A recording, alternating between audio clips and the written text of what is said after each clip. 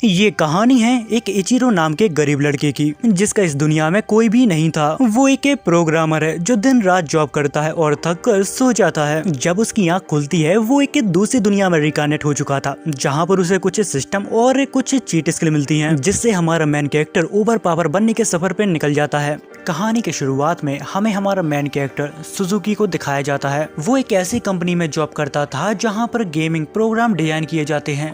तभी उसके पास उसका एक मोटा दोस्त आता है। वो उसे बताता है कि हमें डेडलाइन खत्म होने से पहले इस गेम को कंप्लीट करना होगा। इतना कहने के बाद उसका दोस्त यहाँ से चला जाता है, जहाँ पर इचिरो को काम करते करते रात हो जाती है। जहाँ पर पूरी रात मेहनत करने के बाद इचिरो उस गेम को टेस्टिंग के लिए तैयार कर लेता है। काम खत्म होने के बाद वो यहाँ पर काफी थक जाता है, तो वो जाके ऑफिस में ही सो जाता है। जब उसकी आंख खुलती है तो वो एक अजीब सी ही दुनिया में आ गया था। वो अपने चारों तरफ देखता है, पर उसको समझ में नहीं आता कि आखिर वो इस समय कहाँ पर है। पहले उसे लगता है कि वो शायद सपना देख रहा है, पर जब वो अपने फोन को चेक करता है तो उसमें कोई भी नेटवर्क नहीं होता है। जिसके बाद वो फोन में अपना चेहरा देखता है और उसकी एक फोटो लेता है, जहाँ पर उसे पता चलता है कि अब उसकी एज काफी ज्यादा कम हो गई है। पर उसे ये सब अभी भी एक सपना लग रहा था। पर उसे एक बात अभी भी काफी अजीब लगती है, क्योंकि जिस गेम के ऊपर वो काम कर रहा था उसके कंट्रोल उसके सामने थे। तभी वो अपने कंट्रोल्स को टच करता है, जहाँ पर वो सभी अच्छे से वर्क कर रहे थे। अब ये सब देख के उसे एक बात तो समझ आ गई थी कि वो गलती से गेम की दुनिया में रिकार्नेट हो चुका है। जिस पर वो कहता है कि अगर ये गेम है तो इसमें बग और ग्लिचेस तो होंगे ही होंगे। जिसके बाद वो अपना मैप खोल के देखता है, जिससे उसे ये पता चलेगा कि वो आखिर अभी किस जगह पे है। जहाँ पर उसे पता लगता है कि वो अभी ड्रैगन वैली के अंदर है। तो इसका मतलब है कि यहाँ पर कुछ ही देर में काफी सारे मॉन्स्टर आ जाएंगे, इसलिए वो अपने हथियारों को ढूंढने लगता है। कुछ ही देर में यहाँ पर काफी सारे मॉन्स्टर आ जाते हैं, जहाँ पर वो उनका लेवल को चेक करता है, पर उन सभी का लेवल उससे काफी ज्यादा था। इसलिए वो यहाँ पर छिपने का डिसाइड करता है, क्योंकि अभी उसका लेवल 1 है, वो सीधे सीधे उनसे नहीं बढ़ सकता। लेकिन वो यहाँ पर छिप पाता है इससे पहले लिजार्ड का लीडर उसको देख लेता है और उसके ऊपर एरो शूट करवाने लगता है। तभी इचिरो को एक एरो लग जाता है, जिससे उसका खून निकलने लगता है। अब वो ये तो समझ गया था अगर मैं गेम में मरा तो शायद मैं हकीकत में भी मर जाऊं, क्योंकि गेम के अंदर मुझे एक छोटी सी चोट से इतना ज्यादा दर्द हो रहा है जैसे कि वो एक असली दुनिया हो। ये सब देखने के बाद वो अपनी जान बचाकर छिपने की कोशिश करने लगता है, जिस वजह से उसके सारे अटैक यूज हो जाते हैं। तभी वो आसमान की तरफ देखता है, जहाँ पर एक ग्लिच के वजह से वैली के अंदर काफी सारे उल्का पिंड गिरने लगते हैं, जिस वजह से वो सभी मॉन्स्टर मारे जाते हैं। पर वो भी वैली में था तो उसके ऊपर भी उल्का पिंड गिरने लगे थे, जहाँ पर वो अपनी जान बचाने की कोशिश करता है और वो नोटिस करता है कि उसका लेवल अब धीरे धीरे बढ़ने लगा है। कुछ समय बाद वहाँ पर मेटेओराइट गिरना बंद हो जाते हैं। जब वो बाहर जाके देखता है तो वहाँ पर काफी बड़े बड़े गड्ढे बन चुके थे। उसी के साथ अब उस जगह पे बारिश गिरना भी चालू हो गई थी। इतना सब होने के बाद यहाँ पर लिजर्ड का लीडर अभी भी जिंदा था, जिसके बाद वो इचिरो को अपनी स्वॉर्ड देता है ताकि युद्ध बराबरी का हो। लेकिन वो स्वॉर्ड इतनी ज्यादा भारी थी कि इचिरो उसको पकड़ के सही से खड़ा नहीं हो पा रहा था। जिसके बाद उन मॉन्स्टरों का लीडर उसके ऊपर एक हमला करता है, जिस वजह से इचिरो को काफी चोट लग जाती है। अब चोट खाने के बाद वो ये तो समझ गया था कि वो उसके साथ सीधे सीधे फाइट तो नहीं कर सकता, जहाँ पर वो अपनी जान बचाने के लिए उसके हमले को डॉच करने की कोशिश करने लगता है। जहाँ पर इचिरो कहता है कि मैं इस गेम में इतनी आसानी से तो नहीं मर सकता। जिसके बाद वो अपनी पूरी ताकत के साथ उस मॉन्स्टर के ऊपर अपनी स्वॉर्ड को थ्रो करता है, पर इचिरो के एक ही हमले से वो मॉन्स्टर यहाँ पर खत्म हो जाता है। जहाँ पर वो अपने हाथों को देखता है और नोटिस करता है कि अचानक उसकी बॉडी में बहुत ही ज्यादा ताकत आ गई थी। जिसके बाद वो एक जगह पे बैठ जाता है और सोचने लगता है कि मैं शायद इस दुनिया में फंस चुका हूँ। जिसके बाद वो यहाँ पर लॉग आउट का बटन ढूंढने लगता है ताकि वो अपने असली दुनिया में पहुंच सके। पर वो लॉग आउट का बटन ढूंढते ढूंढते थक जाता है, जहाँ पर उसे पता चलता है कि वो शायद इस दुनिया से अब कभी बाहर नहीं निकल सकता। तभी उसका ध्यान अपने कंधे की तरफ जाता है, जहाँ पर वो नोटिस करता है कि उसकी चोट अब पूरी तरह से ठीक हो गई है। जिसके बाद वो अपने स्टेटर को चेक करता है, जहाँ पर वो देखता है कि उसकी हेल्थ फुल है, उसका लेवल 310 चला गया है। उसी के साथ उसके सारे स्टेटर मैक्स लेवल पर थे। तभी वो अपनी मेटेओर वाली स्किल को देखता है, जो फिलहाल में ऑफ थी। फिर वो उसे ऑन करता है। वो उसे सिर्फ एक बार ट्राई करके देखना चाहता था, क्योंकि आज उसने ही उसकी जान बचाई थी। वो यहाँ पर एक लोकेशन को लॉक करके वहाँ पर मेटेओर की बारिश करवा देता है, पर वो मेटेओर काफी ज्यादा बड़े थे। जब वो जमीन को टच करती हैं तो यहाँ पर काफी बड़े बड़े ब्लास्ट होने लगते हैं। जिसके बाद शाम हो जाती है जहाँ पर हमें इचिरो को बैठे हुए दिखाया जाता है, जहाँ पर वो सोच रहा था कि ये मैजिक सच में बहुत ही ज्यादा ताकतवर है। अगर मैं इस मैजिक को हर वक्त इस्तेमाल करूँ तो मैं इस गेम का सबसे बड़ा विलन बन जाऊंगा। जिसके बाद वो उस स्किल को ऑफ कर देता है ताकि वो इस गेम का हीरो बनने के चक्कर में कहीं इस गेम का विलन न बन जाए। अब वो यहाँ पर ऐसी जगह पे था जहाँ पर बहुत ज्यादा गर्मी होती है, तो उसको यहाँ पर काफी प्यास लगने लगी थी। तभी वो अपनी इन्वेंटरी में चेक करता है कि उसके पास पानी है या नहीं। पर जब वो अपने इन्वेंटरी को देखता है तो यहाँ पर शॉक हो जाता है, क्योंकि उसके पास एक से एक बेहतरीन आइटम थे। जिस पर वो सोचता है कि मैंने शायद उस लिजार्ड को मारा है जिस पर मुझे इतने आइटम की लूट मिली है। जिसके बाद वो अपनी काम की चीज यानी कि वाटर पाउच को बाहर निकालता है और पानी पीने लगता है, जहाँ पर वो हमें बताता है कि इस बॉटल के अंदर अनलिमिटेड पानी है। तभी उसे अपने पास्ट के बारे में याद आता है, जहाँ पर वो सोचता है कि मैं अपनी दुनिया में इतना ज्यादा बेकारी था कि मुझे 24-24 घंटे काम करना पड़ता था, पर यहाँ ऐसा नहीं है, मैं यहाँ पर अंबानी को भी खरीद सकता हूँ। जिसके बाद वो अपने स्किल पॉइंट को चेक करता है, वो भी काफी ज्यादा थे।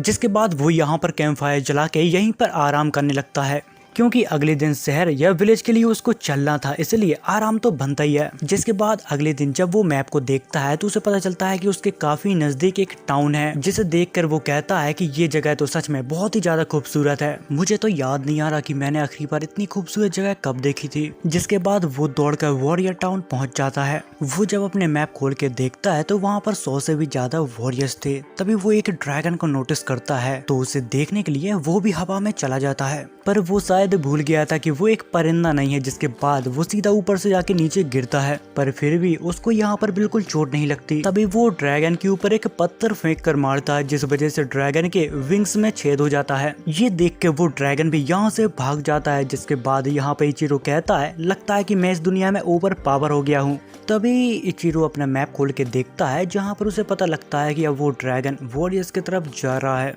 अब वो सोचता है कि वो ड्रैगन मेरे वजह से गया है, इसलिए वो उन वॉरियर्स की मदद करने के लिए वहाँ पर जाने लगता है। जब वो वहाँ पर पहुँचता है तो देखता है कि यहाँ के सारे वॉरियर्स एक ड्रैगन के साथ लड़ने में काफी ज्यादा स्ट्रगल कर रहे हैं, पर वो वॉरियर्स यहाँ पर कुछ बोल रहे थे जहाँ पर इचिरो को उनकी लैंग्वेज समझ में नहीं आ रही थी।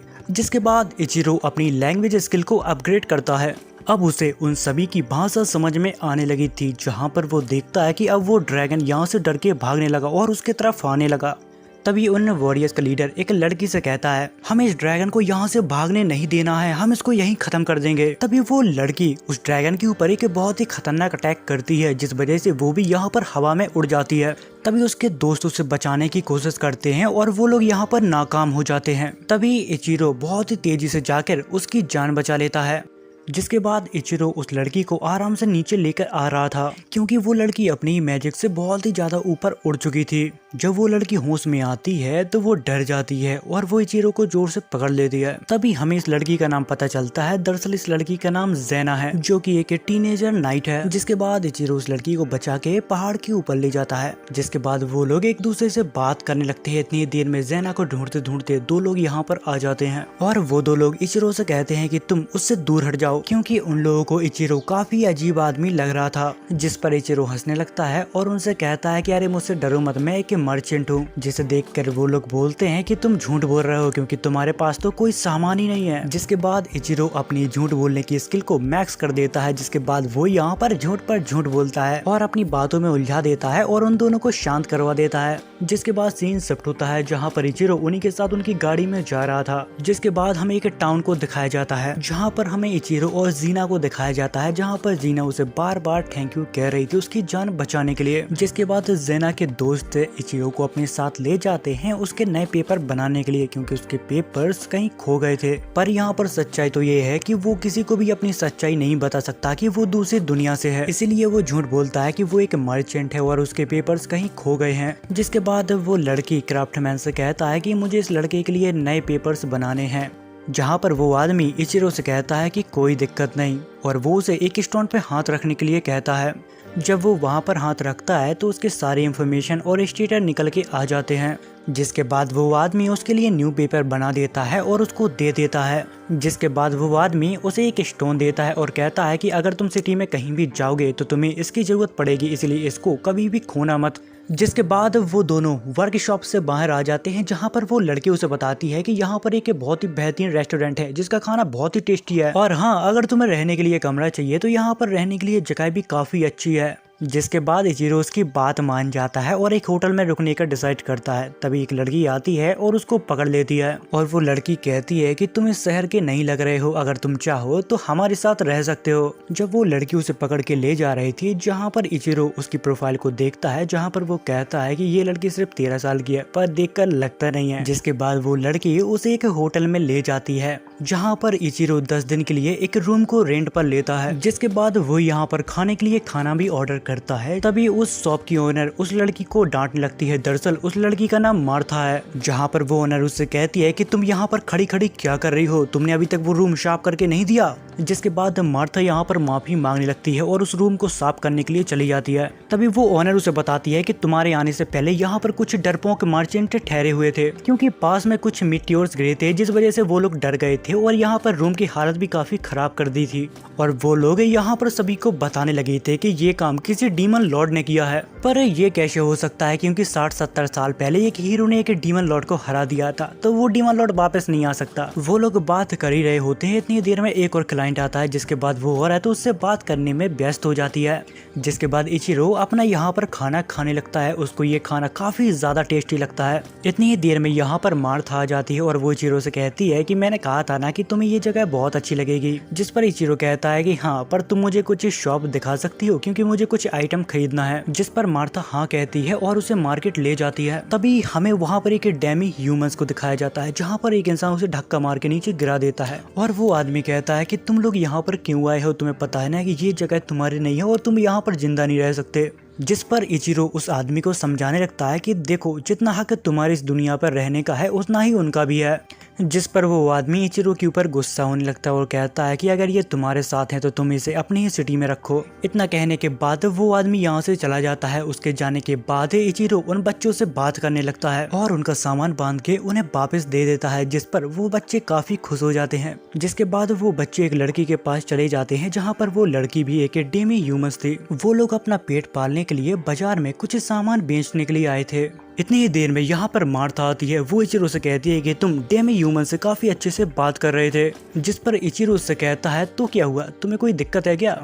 जिस पर मार्था उसे बताती है कि कुछ समय पहले यहाँ पर काफी सारे फार्मर आए थे ताकि वो अपनी फसलों को बेचकर एक अच्छी से जिंदगी स्टार्ट कर सके, पर डेमी ह्यूमंस ने उन बेचारों को मार डाला और उनको लूट लिया।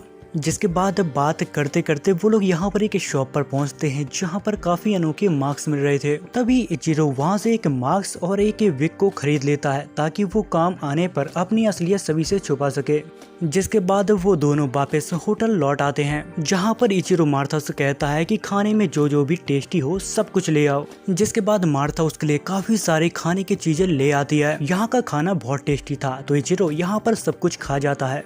जिसके बाद सीन शिफ्ट होता है, जहाँ पर इचिरो हमें बताता है कि आज उसने कुछ ज्यादा ही खा लिया, जिस वजह से उसका आज पेट दर्द दे रहा है। फिर वो अपने कुछ दिन पहले के हादसों के बारे में सोचता है और कहता है कि मुझे नहीं लगता कि ये ड्रीम है, ये तो मुझे एक नई दुनिया जैसी लग रही है। अगर वो यहाँ पर मरा तो वो शायद हकीकत में भी मर सकता है। तभी वो अचानक अपने रूम से बाहर निकल के यहाँ पर भागने लगता है और दूर जाके इस टाउन को ध्यान से देखता है, पर फिर भी उसे कुछ भी समझ में नहीं आ रहा था। जहाँ पर वो कहता है अगर मैं इस जगह से बाहर नहीं निकल सकता तो मुझे यहाँ पर रहने में कोई दिक्कत नहीं है। ये दुनिया मेरी दुनिया से तो बहुत अच्छी है, क्योंकि मेरी दुनिया में ऐसा कोई नहीं था जो मेरा इंतजार करे या फिर मेरी चिंता करे, पर यहाँ पर मैं आजाद हूँ, मैं जो चाहूँ वो कर सकता हूँ। जिसके बाद हमें अगले दिन का सीन दिखाया जाता है, जहाँ पर मार्था इचिरो को सुबह से जगाती है और कहती है तुम्हें तैयार हो जाना चाहिए, तुमसे मिलने तुम्हारी गर्लफ्रेंड आई है।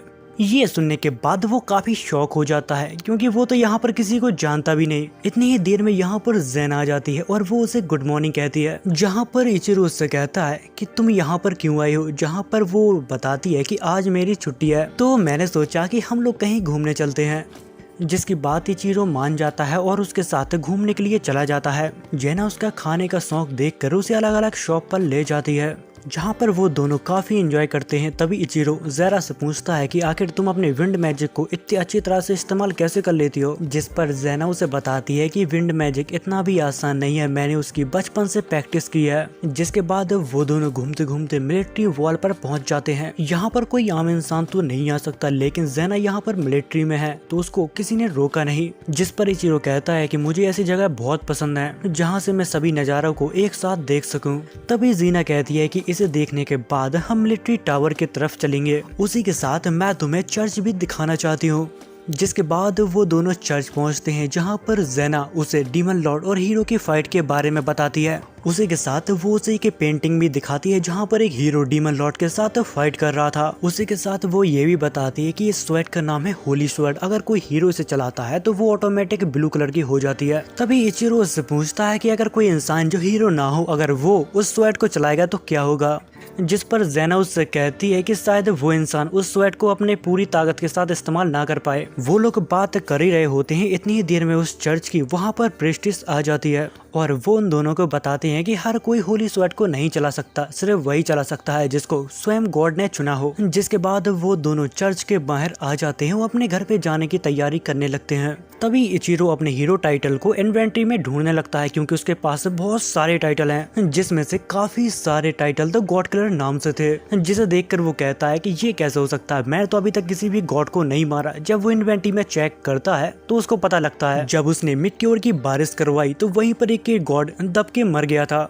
जिस पर वो सोचता है कि अब मैं ये काम दोबारा नहीं करूंगा जिससे गॉड मारे जाएं और लोग मुझे इंसानियत का दुश्मन समझने लगे। जिसके बाद वो लोग कार्ट में बैठकर मिलिट्री टावर की तरफ जाने लगते हैं। तभी ज़ेना उसे एक छोटे से टावर को दिखाती और कहती है कि आज से 2 साल पहले एक छोटे ड्रैगन ने उसे तोड़ दिया था, पर उसे टावर का नुकसान ज्यादा नहीं हुआ क्योंकि वो एक छोटा ड्रैगन था। लेकिन आज से 40 साल पहले यहाँ पर एक बहुत ही बड़ा ड्रैगन आया था, जिसने बाहर की बॉल को पूरा तोड़ के रख दिया था और उसके वजह से यहाँ पर काफी तबाही भी मची थी। तभी हमें यहाँ पर कुछ लोगों की भीड़ दिखाई जाती है, जहाँ पर एक आदमी उन सभी को यहाँ पर बहकाने की कोशिश कर रहा था। वो आदमी सबसे कहता है कि भले ये लोग डीमन ना हो, पर ये लोग ये कोई डीमन से कम भी नहीं है। वो यहाँ पर लोगों के बीच अपनी पत्थर की शेल ज्यादा करना चाहता था और सभी से कहता है कि मेरे पत्थर खरीदो और इन सभी को मारो। वो लोग ऐसा करने ही वाले थे, इतनी ही देर में वहाँ पर ज़ेना आ जाती है और वो उन सभी को रोकती है, लेकिन वो लोग उसको ही उल्टा सीधा कहने लगते हैं। ये सब होते हुए इचिरो भी दूर से देख रहा था, पर वो वहाँ पर जाने से पहले उन सभी की अच्छे से चेकिंग करता है, जहाँ पर उसे पता चलता है कि कुछ बदमाश उन बेचारे डेमी ह्यूमंस को फंसाना चाहता है। तभी वो लोग उन डेमी ह्यूमंस के ऊपर पत्थर फेंकने लगते हैं, जहाँ पर ज़ेना अपने मैजिक से उन लोगों को बचा रही थी। दूसरी तरफ इचिरो लोगों के बीच में कुछ बदमाशों को देखता है, वो उन्हें हटाने की कोशिश करता है क्योंकि वही लोग ये दंगा भड़का रहे थे। जिसके बाद इचिरो उनके लीडर को पकड़ के लोगों को हवाले कर देता है और उन सभी को समझाने की कोशिश करता है कि ये आदमी आप सभी को भड़काने की कोशिश कर रहा था, ताकि सभी लोगों को बेवकूफ बना के वो यहाँ पर अच्छे पैसे छाप सकें। ये बातें वो लोगों को बता ही रहा था। इतनी देर में उस लीडर के अंदर एक डीमन जागने लगता है। तभी इचिरो उन बच्चों से कहता है कि तुम यहाँ पर सुरक्षित नहीं हो, तुम चाहो तो मेरे साथ चल सकते हो। जिस पर डेमी ह्यूमंस कहते हैं कि हम आपके साथ नहीं चल सकते क्योंकि हमारे मास्टर ने यहाँ से जाने के लिए मना किया है। यहाँ पर उन लोगों की बात हो पाती है, इतनी देर में वो डीमन यहाँ पर एक्टिवेट हो जाता है और यहाँ पर एक स्पेल कास्ट कर देता है, जिस वजह से सभी लोग यहाँ पर एक ही जगह पे फ्रीज हो जाते हैं और अचानक एक जगह पे टेलीपोर्ट हो जाते हैं। थोड़े समय बाद इचिरो को यहाँ पर होश आता है। उसको समझ नहीं आ रहा था कि आखिर वो किस जगह पे है और इतनी ही देर में यहाँ पर एक डीमन की आवाज सुनाई देती है। वो कहता है कि अब तुम सभी लोग यहाँ पर मारे जाओगे। जहाँ पर इचिरो पहले अपने मन को शांत करता है और यहाँ से निकलने की तरकीब बनाने लगता है। जिसके बाद वो यहाँ पर डेमी ह्यूमंस से बात करने की कोशिश करता है और उन्हें अपना नाम बताता है। जिसके बाद वो लोग अपना नाम बताते हैं, पर उनका नाम यहाँ पर काफी अजीब साउंड कर रहा था। जिसके बाद इचिरो उनको एक नया नाम देता है। जिसके बाद वो उन लोगों को खाना देता है, पानी देता है और काफी सारे आइटम देता है। उन लोगों को इतना खुश देखकर उसे अपने रिलेटिव के बारे में याद आने लगता है, क्योंकि उसके रिलेटिव काफी अच्छे थे, उसकी हमेशा मदद करते थे। जिसके बाद वो यहाँ पर मैप को खोल लेता है और यहाँ से बाहर निकलने का रास्ता ढूंढने लगता है। और हाँ, उन तीनों का नाम उसने लीजा, पोची, तामा रखा था। उसने यहाँ से निकलने की पूरी प्लानिंग कर ली थी। जिसके बाद वो लीजे को यहाँ पर एक स्वैड देता है। जिसके बाद वो लोग यहाँ से जाने लगते हैं। उसी के साथ वो सबको बताता है कि अगर तुम्हारे सामने कोई मॉन्स्टर आ जाए तो तुम्हें क्या करना है। वो लोग कुछ ही दूर पहुँच पाते हैं, इतनी देर में उनका सामना एक मॉन्स्टर से होता है। तब लीजे उसे बताती है कि वो मॉन्स्टर अभी किसी को खा रहा है, तो हमारे पास मौका है और हम उस मॉन्स्टर को खत्म कर सकते हैं। जिस पर इचिरो सोचने लगता है कि ये मुझसे बहुत ही ज्यादा कमजोर है, लेकिन इसको पता है कि कब लोहा गर्म है, कब हथौड़ा मारना है। तभी इचिरो अपने मैजिक गन को बाहर निकालता है और उसके लेवल को मैक्स करता है और एक ही झटके में उस मॉन्स्टर को खत्म कर देता है। जिसके बाद वो उस मॉन्स्टर के बॉडी पार्ट से वो एक खंजर बनाता है और तमा को दे देता है ताकि वो अपनी रक्षा कर सके। उसी के साथ वो उस मॉन्स्टर का कोर भी निकाल लेते हैं। जिसके बाद वो लोग यहाँ से फिर से आगे की तरफ बढ़ जाते हैं। फिर वो उन तीनों की तरफ देखता है और सोचता है कि अगर इसी तरह से मैं सभी मॉन्स्टर को मारता रहूं, जिस वजह से इन लोगों की स्किल इंप्रूव नहीं कर पाएगी और ये लोग मेरे ऊपर निर्भर हो जाएंगे। जिसके बाद इचिरो उन सभी को कुछ न कुछ काम दे देता है ताकि उन सभी का थोड़ा अनुभव बढ़ जाए। वो लोग कुछ दूर चल पाते हैं, इतनी देर में उनके सामने एक बड़ा मॉन्स्टर आ जाता है। यहाँ पर इचिरो नहीं चाहता था कि वो अकेले उस मॉन्स्टर को हराए। जिसके बाद वो यहाँ पर अपनी टीम को भी शामिल करता है ताकि उन सभी का अनुभव बढ़ जाए और हाँ, डेंजर सिचुएशन को कैसे संभालना है वो भी वो लोग सीख जाएं। जहाँ पर थोड़ी देर बाद वो लोग उस मॉन्स्टर को मार गिराते हैं। जिसके बाद उन सभी को यहाँ पर काफी सारे मॉन्स्टर मिलते हैं जिनको हरा के वो लोग थक जाते हैं। जिसके बाद वो सभी लोग यहाँ पर आराम करने का डिसाइड करते हैं और यहाँ पर खाना भी खाते हैं। खाना खाने के बाद वो लोग यहाँ पर सो जाते हैं। जहाँ पर इचिरो सोचता है कि जिस रफ्तार से हम लोग आगे बढ़ रहे हैं, मुझे यकीन है कि हम लोग बहुत ही जल्दी इस जगह से बाहर निकल जाएंगे। जिसके बाद वो लोग आगे बढ़ते हैं जहाँ पर उनका सामना एक स्लाइम से होता है।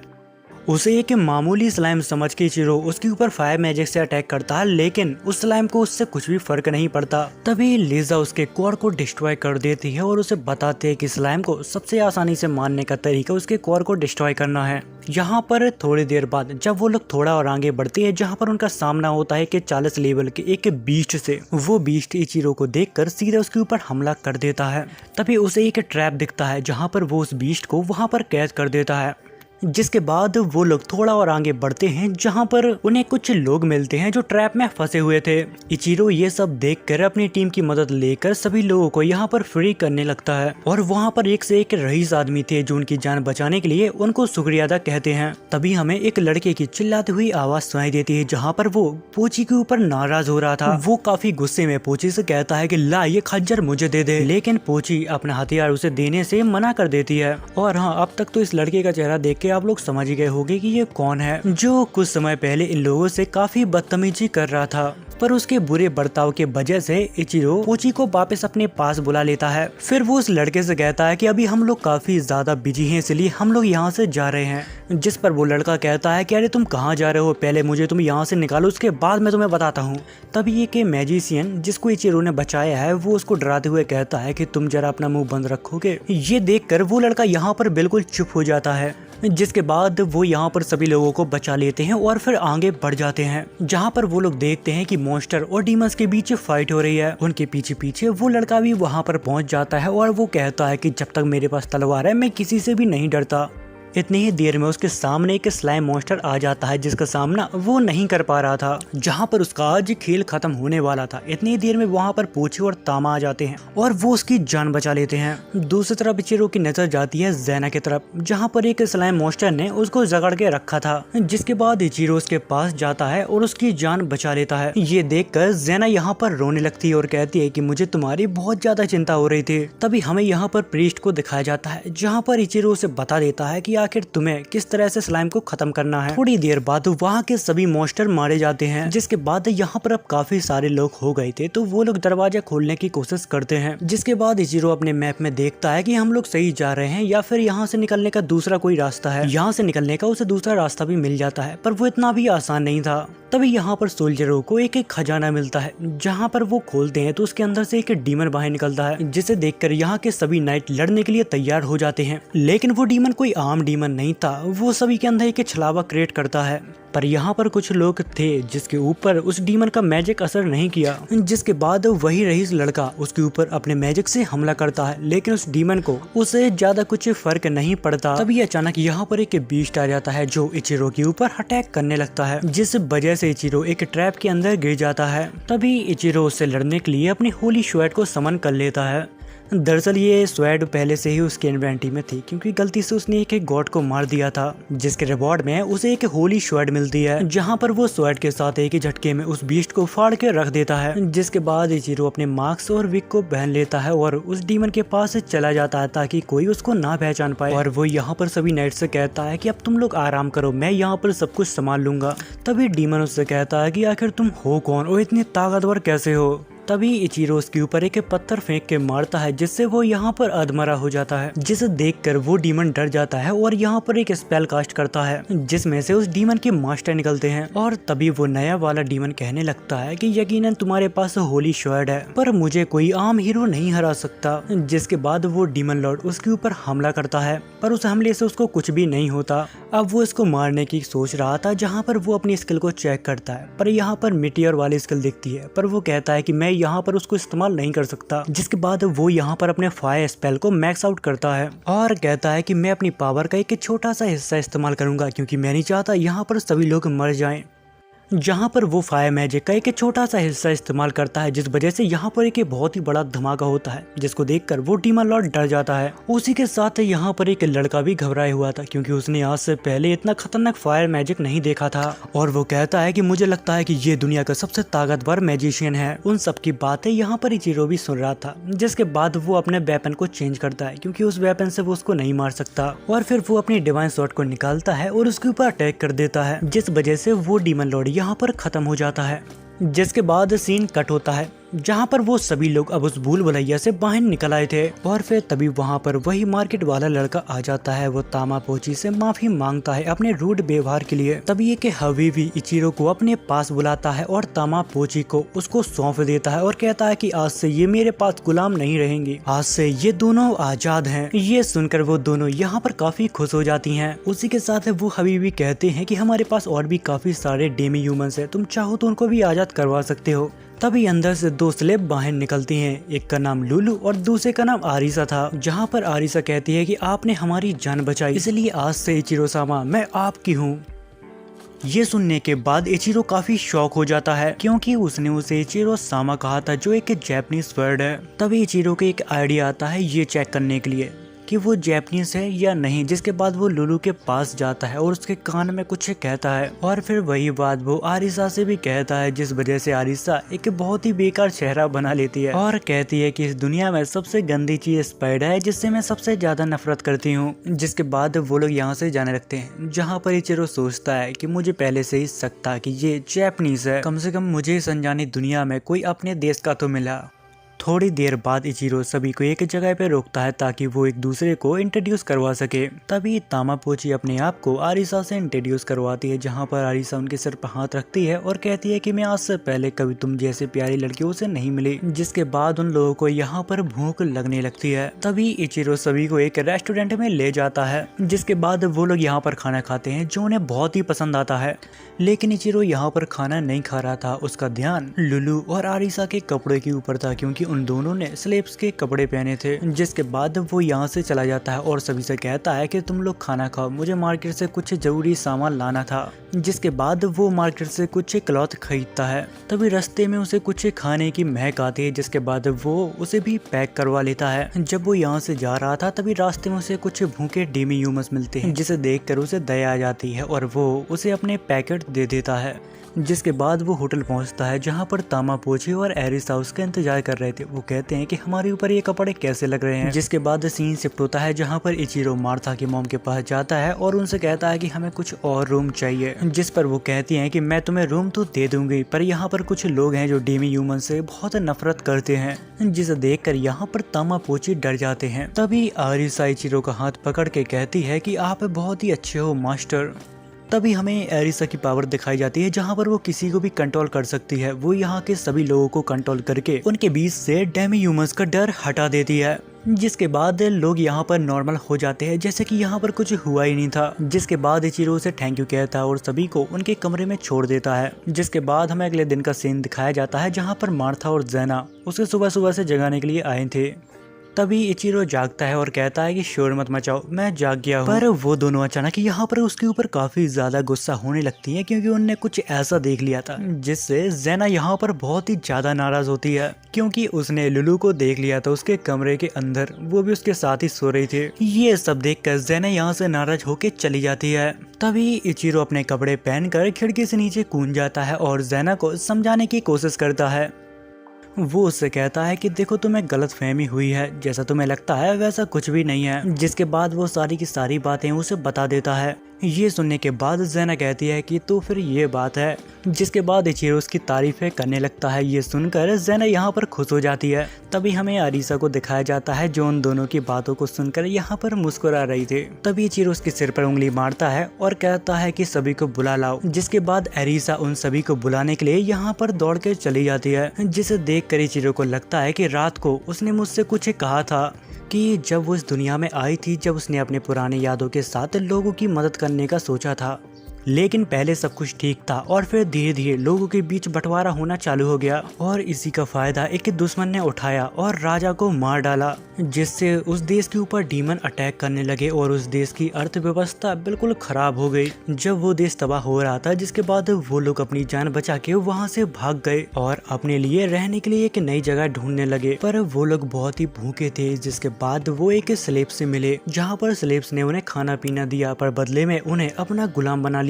जिसके बाद आरिसा यहाँ पर सभी लोगों को बुला लाती है, पर यहाँ पर लुलू नहीं आई थी क्योंकि उसकी तबीयत आज खराब थी। जिसके बाद इचिरो आरिसा को बहुत सारे पैसे देता है और कहता है कि हमारे ग्रुप को जिस भी चीज की जरूरत हो वो तुम खरीद के लाओगी, आज से ये तुम्हारा काम है। तभी आरिसा उसके कान में कहती है कि ये बहुत ज्यादा पैसे हैं, इसलिए मैं इन पैसों को सेफ रखने के लिए इसके ऊपर मैजिक करने वाली हूँ। जिसके बाद वो लोग यहाँ से चले जाते हैं, जहाँ पर ज़ेना इचिरो से कहती है कि सच में ये लोग बहुत ही अच्छे हैं।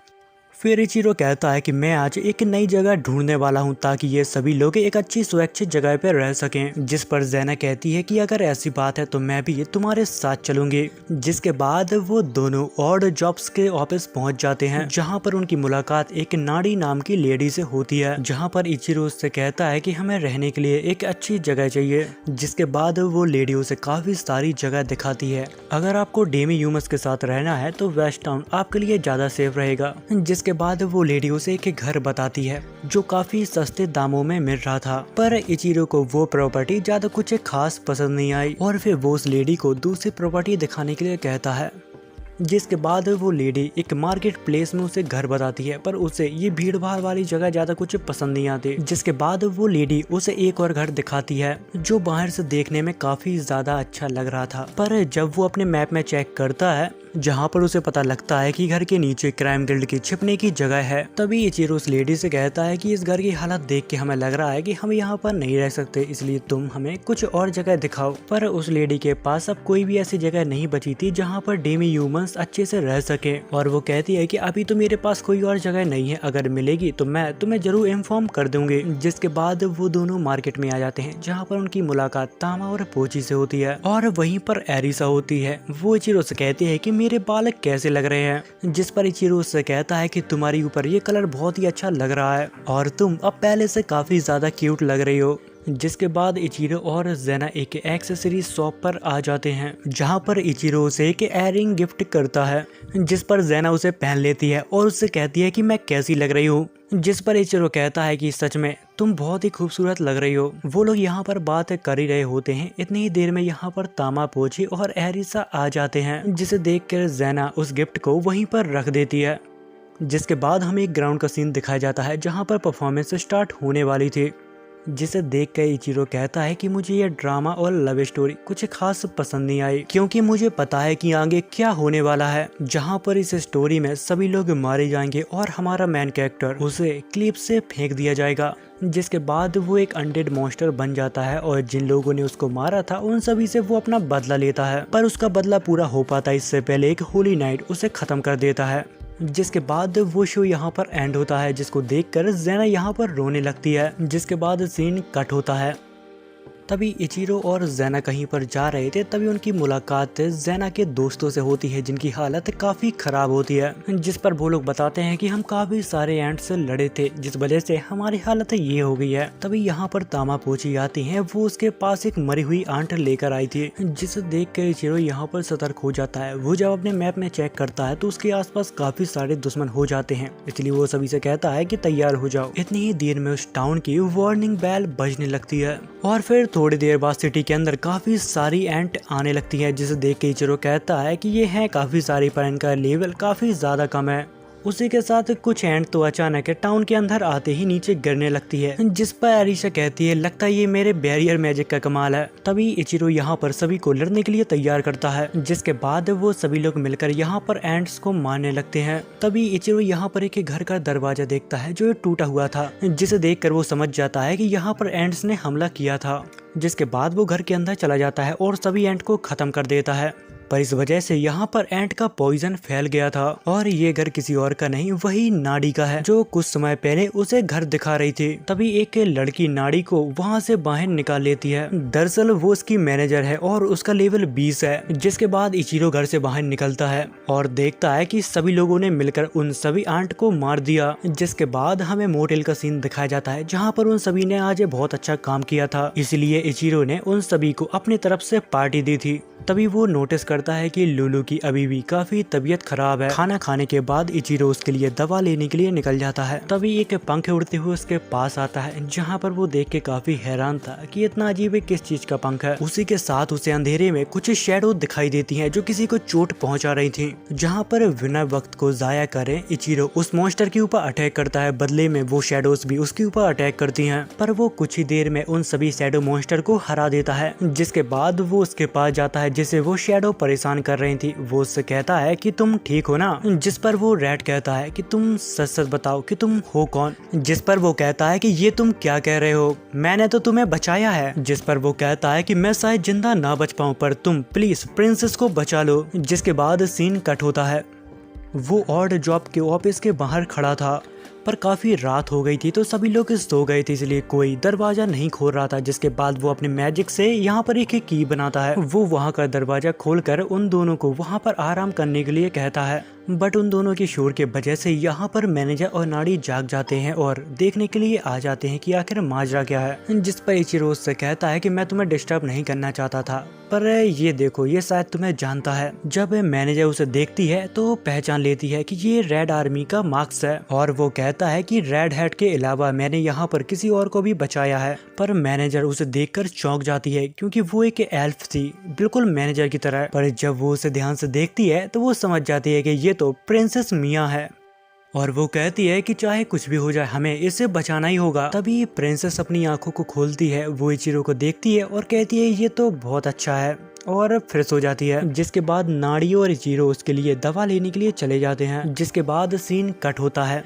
जब वो आरिसा के पास पहुंचता है तो आज की घटना के बारे में उसे सब कुछ बताता है। जिसके बाद इचिरो लुलू को जगाता है और उसको कुछ दवाइयां देता है। जिसके बाद वो वापस ऑफिस में आ जाता है और नाड़ी से पूछता है कि अब मिया की तबीयत कैसी है। जिस पर वो कहती है कि वो ठीक है, बस थोड़ी सी थकान है। जिसके बाद इचिरो मिया का स्टेटस देखता है जो अब धीरे धीरे इम्प्रूव हो रहा था। अब मिया भी नींद से जाग गई थी। जिसके बाद इचिरो उससे मिलने के लिए चला जाता है। जिसके बाद नाड़ी उसके लिए खाना लाने के लिए यहाँ से चली जाती है। तभी इचिरो मिया से पूछता है कि आखिर तुम स्पिरिट को कैसे देख सकती हो। जिस पर वो कहती है मुझे नहीं पता, पर वो काफी ज्यादा सॉफ्ट होती हैं। थोड़ी देर बाद यहाँ पर मिया खाना खा लेती है और उसको यहाँ पर नींद आने लगती है। जिसके बाद इचिरो यहाँ से जाने लगता है, लेकिन मिया उसका हाथ पकड़ लेती है और कहती है कि थोड़ी देर यहीं रुको। उसका मासूम चेहरा देखकर यहाँ पर इचिरो भी रुक जाता है। जिसके बाद वो वापस अपने घर जाता है जहाँ पर सभी लोग एंजॉय कर रहे थे। जहाँ पर इचिरो उन सभी को मिया के बारे में बताता है, जहाँ पर वो सभी लोग कहने लगते हैं कि मुझे भी उससे मिलना है।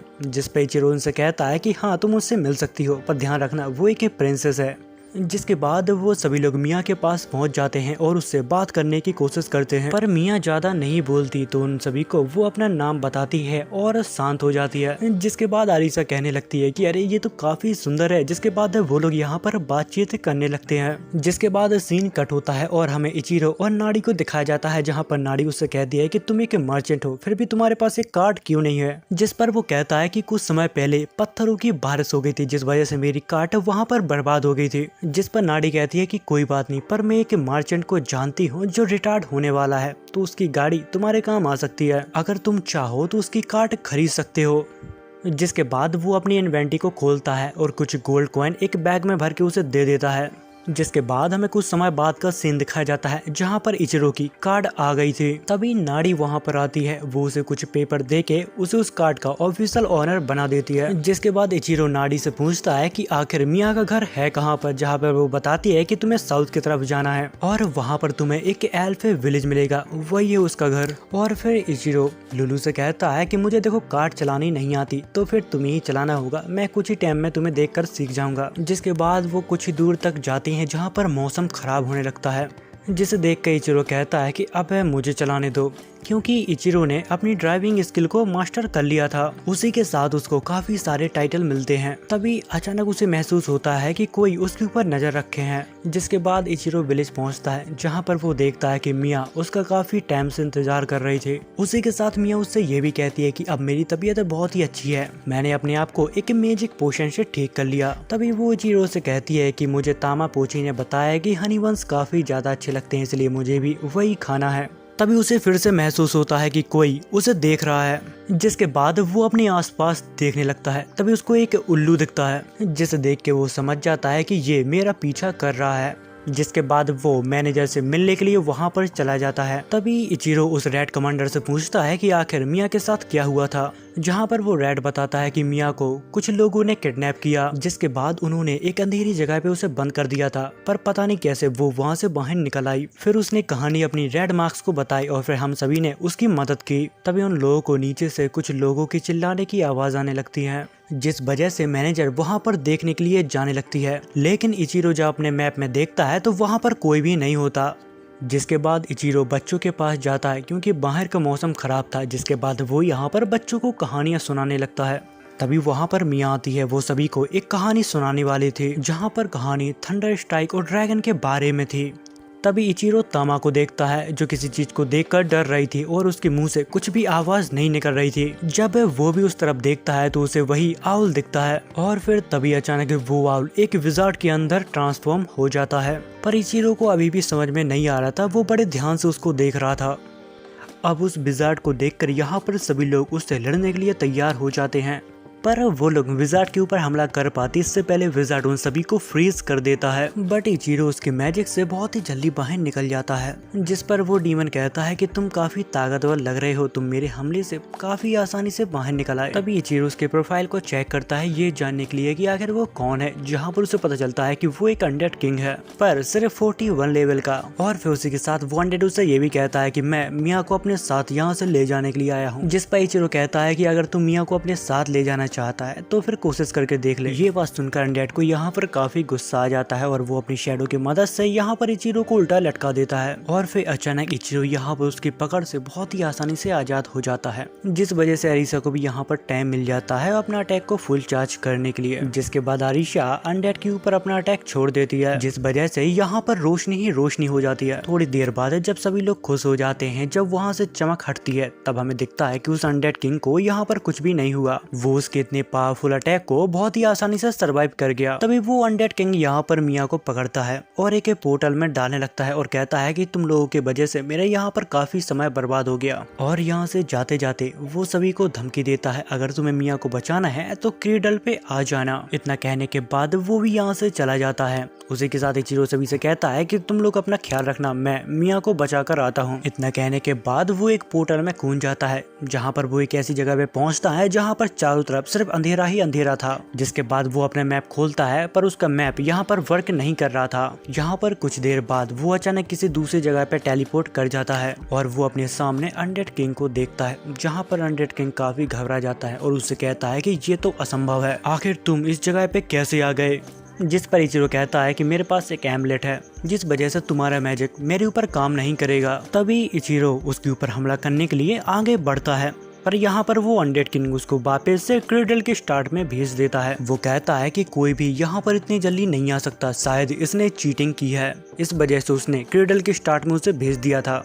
जब वो वापस से स्टार्टिंग में पहुंचता है, जहाँ पर वो सोचता है कि मुझे चाहे कुछ भी हो जाए, मुझे मिया को बचाना ही होगा। और वो हमें ये भी बताता है कि ये काफी मुश्किल होने वाला है, क्योंकि यहाँ पर 200 से ज्यादा फ्लोर्स हैं। जिसके बाद इचिरो क्रीडल के अंदर चला जाता है, जहाँ पर उसका सामना बहुत सारे मॉन्स्टरों से होता है। वो उनसे लड़ता है और और आगे बढ़ता रहता है। चलते चलते वो एक ड्राइड के पास पहुंच जाता है, जहां पर वो ड्राइड उससे एमपी मांगने लगती है क्योंकि वो उसके साथ फाइट नहीं कर सकती। उसके पास सिर्फ टेलीपोर्ट की पावर है, जहां पर इचिरो ने उसे काफी सारा मैजिक दे दिया था। जहां पर वो उससे पूछती है कि आखिर तुम्हें कहां पर जाना है, जिस पर इचिरो कहता है कि मुझे टॉप फ्लोर पे जाना है जहां पर बॉस है, जिस पर वो ड्राइड कहती है कि मैं वहां पर तुम्हें नहीं पहुंचा सकती, मेरी पावर की लिमिट सिर्फ 100 ही फ्लोर तक सीमित है, अगर तुम्हें उससे ऊपर भी जाना है तो तुम्हें फिर से मुझे ढूंढना होगा और माना को देना पड़ेगा। जिसके बाद वो लड़की इचिरो को 100 फ्लोर पर टेलीपोर्ट कर देती है। जब वो वहां पर पहुंचता है तो शॉक हो जाता है क्योंकि वो एक गार्डियन का फ्लोर था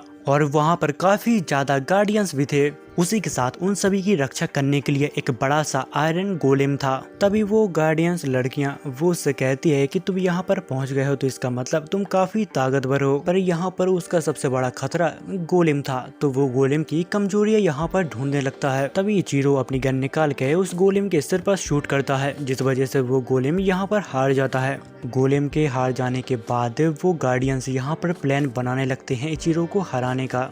जिसके बाद यहाँ से 3 लड़कियों में से 2 लड़की यहाँ से भाग जाती हैं, पर यहाँ पर तीसरी लड़की इचिरो के साथ फाइट करती है, पर इचिरो एक ही झटके में उसको यहाँ पर बेहोश कर देता है। जिसके बाद वो उसको बेड पर लेटा देता है और उसके रूम को एक्सप्लोर करने लगता है। तभी उसको नजर जाती है कि यहाँ पर भी एक ड्राइड होगा। जिसके बाद वो उसे ढूंढने के लिए निकल जाता है। ढूंढते ढूंढते उसको एक ड्राइड मिल भी जाती है, पर वो यहाँ पर काफी ज्यादा कमजोर थी। जिसके बाद इचिरो से पानी पिलाता है और फिर वो थोड़ी देर में यहाँ पर वापस तंदुरुस्त हो जाती है। जिसके बाद वो ड्राइड उससे मैजिक पावर मांगने लगती है और इचिरो भी उसको मैजिक पावर दे देता है। जिसके बाद वो ड्राइड अब विश पूरी करने के लिए तैयार हो चुकी थी, जहां पर इचिरो उससे कहता है कि मुझे टॉप फ्लोर पर टेलीपोर्ट कर दो, जहां पर वो ड्राइड उसे टॉप फ्लोर पर टेलीपोर्ट कर देती है। थोड़ी समय बाद वापस इचिरो की मुलाकात उस अनडेड किंग से होती है, जहां पर वो अनडेड कहता है कि तुम कोई मार्चेंट नहीं हो, तुम एक लेजेंडरी वॉरियर हो। जिसके बाद वो किंग अपनी एक बहुत ही भयंकर स्वॉर्ड निकालता है और कहता है कि अगर तुम यहाँ पर आ गए हो तो इसका मतलब ये नहीं है कि तुम मुझसे जीत जाओगे, और अगर तुमने मुझे हरा दिया तो ये स्वॉर्ड तुम्हारी हो जाएगी, पर उससे पहले तुम्हें यहाँ पर काफी सारे लोगों से लड़ना होगा और हो सकता है कि वो तुमसे काफी ज्यादा स्ट्रॉन्ग हो। अनडेड किंग के कहने के बाद यहाँ पर काफी सारे गार्डियंस और काफी सारे गोलेम भी आ जाते हैं, पर जब इचिरो उनकी पावर लेवल को चेक करता है तो वो काफी ज्यादा कम होती है। जिसके बाद वो भी उन सभी गोलेम से लड़ने के लिए तैयार हो चुका था। जिसके बाद वो अपनी फाइटिंग स्किल को मैक्स करता है और सीधा उस गोलेम के ऊपर अटैक कर देता है। उसी के साथ उसे उन सभी के साथ फाइट करने में अपने ज्यादा एफर्ट नहीं लगाने पड़ रहे थे।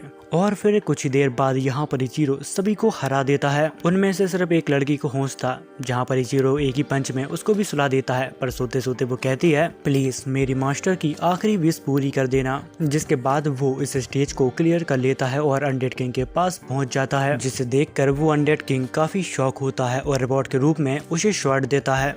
उसी के साथ वो हंसती हुई कहता है कि मैं काफी लंबे समय से किसी ऐसे को ढूंढ रहा था जो मुझे मार सके। तभी अनडेड किंग उसे बताता है कि मैंने एक समय पे बहुत सारे लोगों को मारा था, वो सब मैंने इसलिए किया था क्योंकि उन सभी ने मेरी मासूम फैमिली को मार दिया था, जिस वजह से भगवान ने उसे हमेशा के लिए श्राप दे दिया और वो एक अनडेड बन गया, इसलिए तुम मुझे मार डालो, मैं अब इस जिंदगी में नहीं रहना चाहता। जिसके बाद इचिरो स्वॉर्ड को बाहर निकालता है जो यहाँ पर काफी ग्लो कर रही थी। वो एक ही झटके में उस अनडेड किंग को यहाँ पर खत्म कर देता है, पर वो मरते समय अनडेड यहाँ पर काफी ज्यादा खुश था क्योंकि उसे लग रहा था कि अब वो शायद अपनी फैमिली से वापस मिल पाएगा। अनडेड के मर जाने के बाद इचिरो को यहाँ पर एक टाइटल मिलता है, उसके साथ उसे एक रिंग भी मिलती है। तभी इचिरो को याद आता है कि किंग के मर जाने के बाद थोड़ी देर बाद ये जगह तबाह हो जाएगी। तभी वो यहाँ पर सभी को इकट्ठा करने लगता है ताकि वो सभी को एक साथ यहाँ से टेलीपोर्ट कर सके। तभी इचिरो को एक और लड़की के बारे में याद आता है जो नीचे बेहोश पड़ी हुई थी, अगर ये जगह तबाह होगी तो वो भी यहाँ पर दब के मर जाएगी। जिसके बाद इचिरो उसे लेने के लिए यहाँ से कूद जाता है।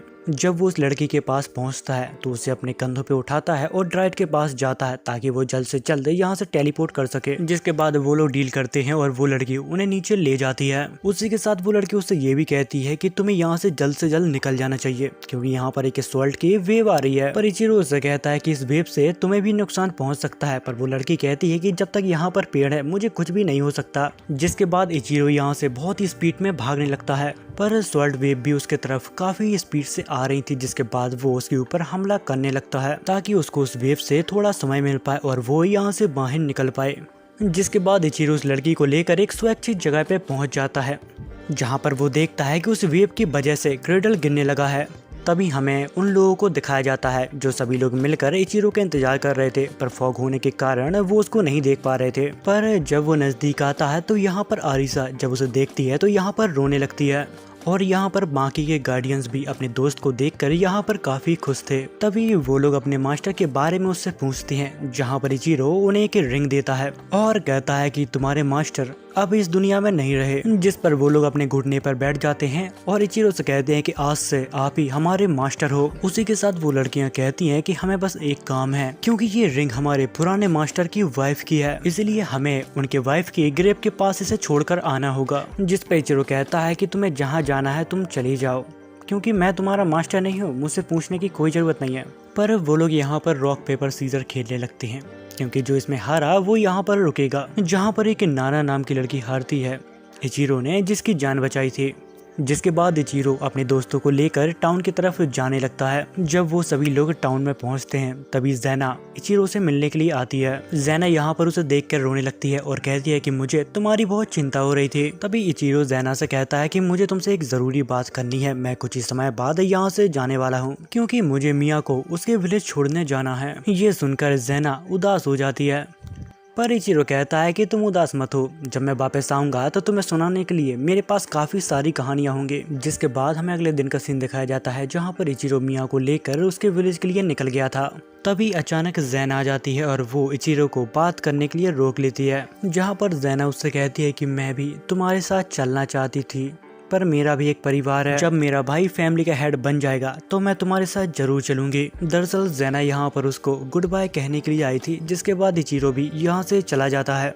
सफर पे चलते चलते उन सभी को भूख लगाई थी, जहाँ पर वो एक जगह पे ब्रेक लेते हैं और खाना खाते हैं। पर यहाँ पर सभी का पेट भर जाता है, पर दूसरी तरफ लीजा सभी के लिए पैनकेक बना रही थी। तभी इचिरो उसके पास आता है और कहता है कि सभी का पेट भर गया, फिर भी तुम पैनकेक क्यों बना रही हो। जिस पर वो कहती है कि मुझे लगता है कि आगे चल के हमें फिर से भूख लगेगी, इसीलिए मैंने सोचा कि मैं पहले से ही सब कुछ बना लूं। जिस पर इचिरो कहता है कि तुम कह तो ठीक रही हो, पर हमारे पास इसे रखने के लिए जगह नहीं है। और तभी यहाँ पर आरिसा आती है। वो उन सभी को एक आइटम बॉक्स के बारे में बताती है। वो कहती है कि तुम लोग चाहो तो इसमें खाना रख सकते हो। तभी इचिरो अपने इन्वेंटरी में आइटम बॉक्स को देखता है और उसके आइटम बॉक्स को देखकर कहता है कि ये तो बिल्कुल ही डिफरेंट है, क्योंकि उसने अभी तक अपना स्टोरेज अच्छे से एक्सप्लोर नहीं किया। उसे नहीं पता कि वो क्या क्या कर सकता है। तभी जाने से पहले इचिरो अपने घोड़े का प्रोफाइल को चेक करता है, जहाँ पर उसे पता लगता है कि घोड़े को अभी कुछ आराम की और जरूरत है। तभी उसको कुछ अजीब सी जगह दिखती है, जहाँ पर वो तामापोची से कहता है कि ये जगह कौन सी है, और वो उनसे कहता है कि अगर तुम दोनों चाहो तो ये जगह थोड़ी देर के लिए घूम सकती हो। जैसे सुनकर वो दोनों यहाँ पर बहुत खुश हो जाते हैं। तभी उन दोनों के पीछे एरिसा भी चली जाती है और तभी इचिरो कहता है कि तुम लोग वहाँ पर खूब मजे करना, जब जाने का वक्त होगा मैं तुम्हें बुला लूंगा। तभी इचिरो एक जगह पे बैठ जाता है। इतनी देर में वहाँ पर एरिसा आती है और वो इचिरो से कहती है कि तुम जल्दी मेरे साथ चलो। जिसके बाद एरिसा उसे एक अजीब जगह पे ले जाती है, जिसे देख के इचिरो कहता है कि ये काफी अजीब है, मैंने ऐसी जगह कहीं ना कहीं तो देखी है। तभी इचिरो अपने एक फ्लैशबैक में चला जाता है, जहाँ पर उसके सामने एक छोटी लड़की होती है और वो उसे जिंदगी के बारे में बता रही थी कि आखिर जिंदगी कितनी छोटी होती है और गॉड की जिंदगी कितनी ज्यादा होती है। तभी उसके पीछे से इचिरो आता है और वो उससे कहता है क्या रिकार्नेट रियल होता है या फिर ये सब मनगढ़ंत कहानियां हैं। तभी एरिसा उसे जगाने की कोशिश करती है, क्योंकि इचिरो अपने ख्यालों में कहीं खो गया था। इचिरो यहाँ पर अपने होश में तो आ जाता है, लेकिन फिर भी वो उसी लड़की के बारे में सोचता है कि आखिर वो कौन थी, क्योंकि वो उस लड़की से आज से पहले कभी भी नहीं मिला था। जिसके बाद इचिरो अपने पूरे होश में आ जाता है और अपनी पावर से इस जगह को जानने की कोशिश करता है, जहाँ पर उसे पता लगता है कि ये जगह एक ट्रैवल गेट है। ये बिल्कुल वैसा है जैसे कि हम गेम में चीट करके कुछ लेवल स्किप कर देते हैं। तभी एरिसा उससे कहती है क्या तुम इसको ठीक कर सकते हो। जिस पे इचिरो कहता है कि नहीं, मैं इसको ठीक नहीं कर सकता। इतना कह के वो यहाँ से चला जाता है। जिसके बाद इचिरो मैजिक सीखने की कोशिश करने लगता है। उसी के साथ वो कुछ नए मैजिक बनाने की भी सोचता है, लेकिन उसको कुछ भी हाथ नहीं आता। तभी उसकी नज़र मैप पर जाती है और वो देखता है कि उसके आसपास कोई ऐसा है जिसको वो बहुत अच्छे से जानता है, जहाँ पर थोड़ी देर बाद उसे समझ में आ जाता है कि ये सभी तो रैटमैन है। जिसके बाद इचिरो रैटमैन से मिलने के लिए जाता है, जहाँ पर सभी रैटमैन उसको शुक्रिया अदा करते हैं प्रिंसेस की जान बचाने के लिए। जिसके बाद वो रैटमैन कहते हैं कि हमें एक जरूरी काम है, इसलिए हमें यहाँ से जाना होगा। जिस पर इचिरो कहता है कि कोई बात नहीं, हम लोग कल मिलते हैं। जिसके बाद हमें रात का सीन दिखाया जाता है जहाँ पर इचिरो एक जगह पे बैठा था। तभी वो अपनी इन्वेंटरी को चेक करता है जहाँ पर वो सोचता है कि मेरी इन्वेंटरी ज़्यादा बेस्ट है या फिर आरिसा का आइटम बॉक्स। जिसके बाद वो बहुत सारी चीज़ों को निकालता और रखता है और अपने इनबॉक्स को चेक करने लगता है, जहाँ पर वो अपने आइटम बॉक्स के अंदर एक जलते हुए कागज को डालता है और थोड़ी देर बाद निकालता है, जहाँ पर उसकी आग अब बुझ जाती है। जिसे देखकर वो समझ जाता है कि मेरी इन्वेंटरी आरिसा के आइटम बॉक्स से बहुत अच्छी है। जिसके बाद हमें अगले दिन का सीन दिखाया जाता है जहाँ पर वो सभी लोग फिर से अपने सफर पे निकल जाते हैं, जहाँ पर उनकी मुलाकात फिर से उन रैटमैन से होती है। जिसके बाद वो सभी लोग मिलकर रैटमैन के ग्रेव पर आते हैं। वो रैटमैन जिसने अपनी जान कुर्बान कर दी मिया की जान बचाने के लिए। जिसके बाद मिया उसके ग्रेव के पास जाती है और उसको शुक्रिया अदा कहती है। उसी के साथ मिया यहाँ पर प्रे भी करती है ताकि उसकी आत्मा को शांति मिले।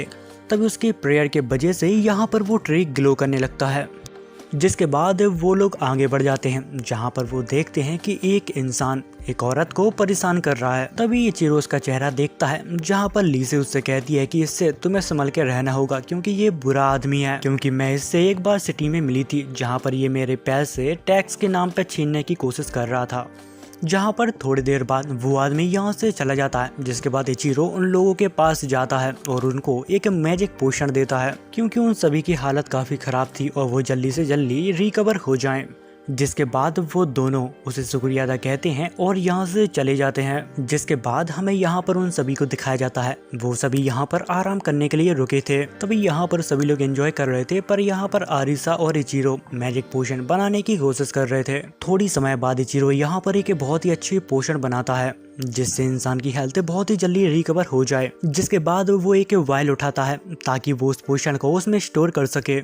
तभी वो उसके नीचे देखता है तो वहाँ पर एक मैजिक सर्कल बना होता है। तभी वो नोटिस करता है कि उसका आइटम अब खत्म होने वाला है। जिसके बाद वो अपनी आसपास की सिटी को ढूंढने लगता है। तभी मैप में उसे एक नौकी नाम की सिटी मिलती है। कुछ समय बाद वो लोग नौकी सिटी पहुंच जाते हैं। तभी वो लीसे के साथ एक शॉप पर जाता है जहाँ पर उसकी मुलाकात एक इंसान से होती है जो बहुत ही तेजी से वहाँ से भाग रहा था। जिसके बाद वो लोग शॉप के अंदर जाते हैं जहाँ पर उनकी मुलाकात एक लेडी से होती है और वो उससे पूछती है कि तुम्हें क्या क्या चाहिए। जिसके बाद इचिरो अपने सभी आइटम का नाम बता देता है कि उसको क्या क्या चाहिए। जिस पर वो लेडी कहती है कि मुझे माफ़ करना, मैं तुम्हें ये सभी सामान दे देती पर तुमसे पहले जो इंसान आया था वो सभी आइटम को लेकर चला गया। जिसके बाद इचिरो शॉप से बाहर निकलता है और लीसे से कहता है कि तुम यहाँ से अभी जा सकती हो, मैं थोड़ी देर में आता हूँ।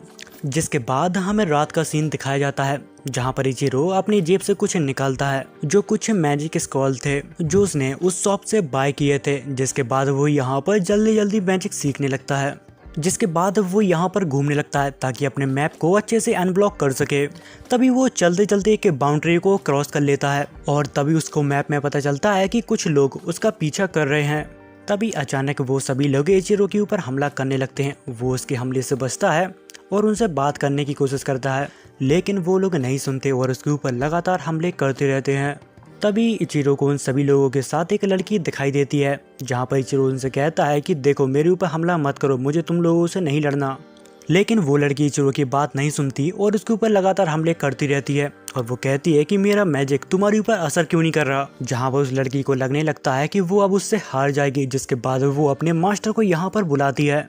वो एक विच होती है। वो इचिरो से बहुत ही रिस्पेक्ट से बात करती है और अपना नाम बताती है। वो सब उसने इसलिए किया था क्योंकि इचिरो के पास एक बहुत ही काम की चीज है। जिसके बाद विच इचिरो को एक जगह पे ले जाती है और वहाँ पर उससे कहती है कि मुझे माफ करना, हम लोगों ने आपको बिना ही जाने आपके ऊपर हमला करना चालू कर दिया। जिस पर इचिरो से कहता है कि अरे ऐसी कोई भी बात नहीं है, मैं तो बस यहाँ पर घूमने के लिए आया था। फिर उन दोनों की बात हो जाती है जहाँ पर वो विच अपने स्टूडेंट से कहती है क्या तुमने वो पोशन बना लिया।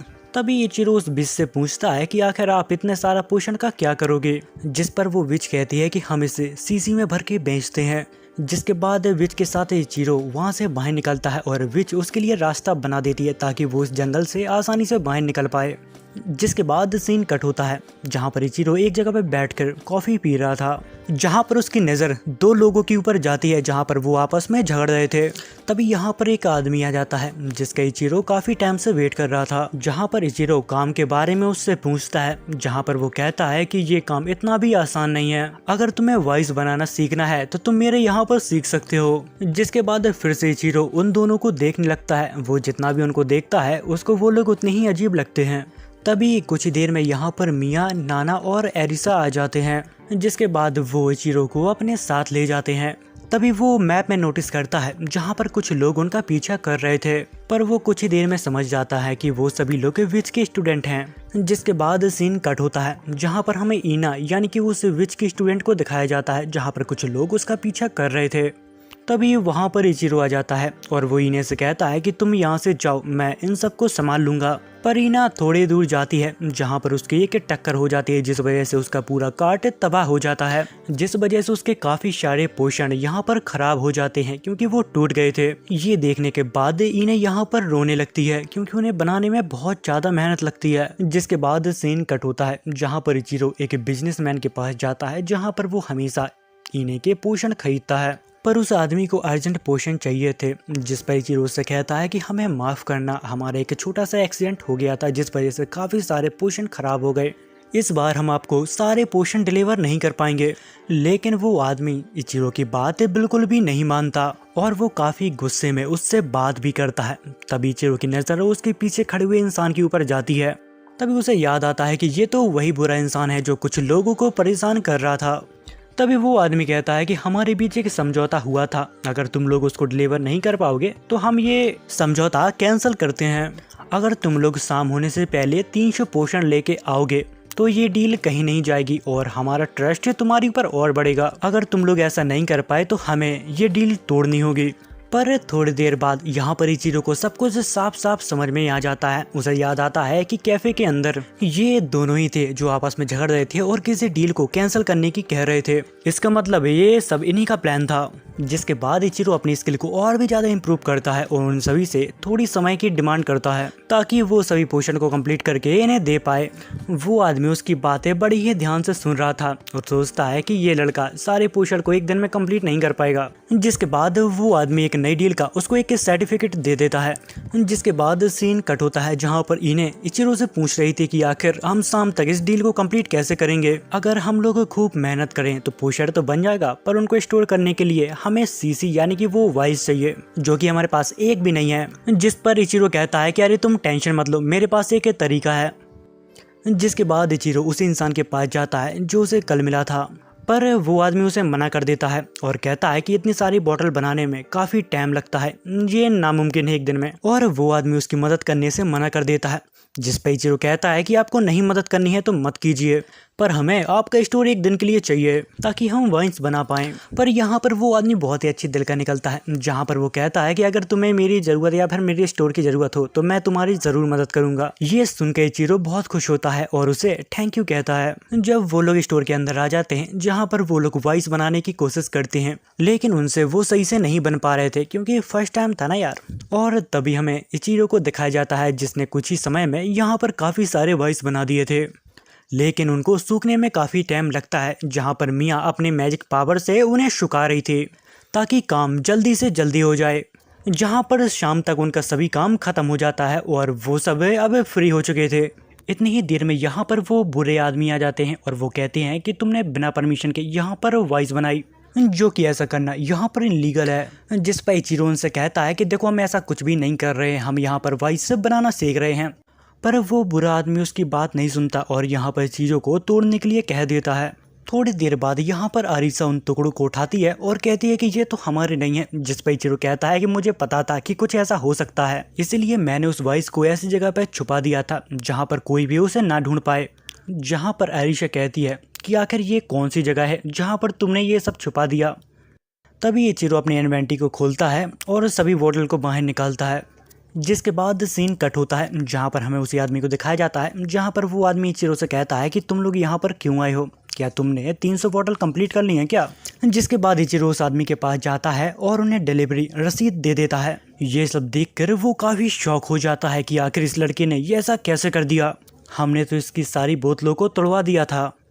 फिर वो आदमी इचिरो को इग्नोर करने लगता है ताकि जल्द से जल्द शाम हो जाए और उसको साइन ना करना पड़े और ये डील यहीं पर कैंसिल हो जाए। तभी इचिरो उसकी चाल को समझ जाता है और यहाँ पर थोड़ी देर बाद यहाँ पर एक दूसरा आदमी आ जाता है और वो आदमी कहता है कि रहने दो, वो आदमी बहुत घमंडी है, मैं तुम्हारे पेपर पर साइन कर देता हूँ। क्योंकि वो आदमी भी एक काउंट था और वो आदमी कहता है कि तुम्हारे वजह से किंगडम के लोगों को काफ़ी दिक्कत का सामना करना पड़ा और तुम काफ़ी बुरे इंसान भी हो। और वो काउंट कहता है कि इसलिए मैं चाहता हूँ कि तुम यहाँ से फटाफट निकल जाओ।